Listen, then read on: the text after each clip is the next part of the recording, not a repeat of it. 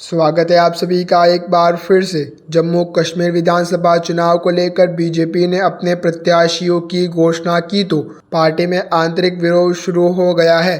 Party के वरिष्ठ नेता और वकील चंद्रमोहन शर्मा ने बीजेपी के सभी पदों से इस्तीफा देने के बाद कहा है कि जम्मू कश्मीर विधानसभा चुनाव में पूर्वी जम्मू सीट से चुनाव लड़ने क्यों पार्टी ने टिकट बंटवारे में उन्हें तवज्जो नहीं दी है। बता दें कि इस सीट पर 1 अक्टूबर को आखिरी फेज में वोटिंग होनी है। चंद्रमोहन शर्मा ने कहा है कि टिकट बंटवारे को लेकर बीजेपी कार्यकर्ताओं में निराशा है। वे काफ़ी विरोध प्रदर्शन कर रहे हैं और निराश हो चुके हैं। उनका कहना है कि मैं भी उन नाराज वरिष्ठ नेताओं में शामिल हूँ जो कि पार्टी छोड़ दी है। चंद्रमोहन शर्मा ने कहा है कि यहाँ डेरा डालने पार्टी नेताओं के लिए इस मामले में फैसला लेने का समय आ गया है। अगर वे जम्मू पूर्व निर्वाचन क्षेत्र में जनादेश परिवर्तन पर अपने फैसले पर पुनर्विचार करते हैं तो ठीक है, अन्यथा मैं उन कार्यकर्ताओं के आह्वान को स्वीकार करूंगा जो चाहते हैं कि मैं निर्दलीय के रूप से चुनाव लड़ूं।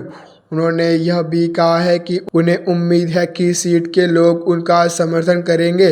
दूसरी ओर बीजेपी के अन्य नेता कश्मीरी सिंह ने सांबा विधानसभा सीट से सुरजीत सिंह सलाथिया को पार्टी का टिकट मिलने पर नाराजगी जाहिर करते हुए पार्टी छोड़ दी है।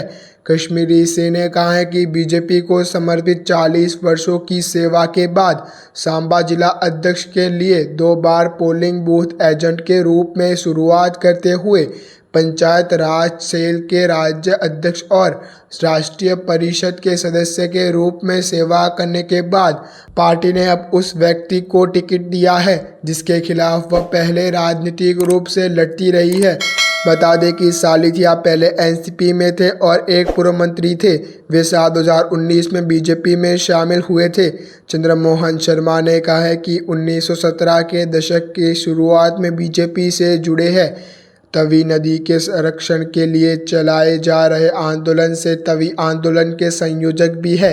हालांकि उन्होंने सिर्फ 2 चुनाव लड़े हैं, 1987 का विधानसभा चुनाव और एक राज्य चुनाव। 1987 में पार्टी द्वारा जम्मू पश्चिम से मैदान में उतारे जाने पर वे तत्कालीन कांग्रेस विधायक मंगत राव शर्मा से 6017 वोटों से हार गए थे।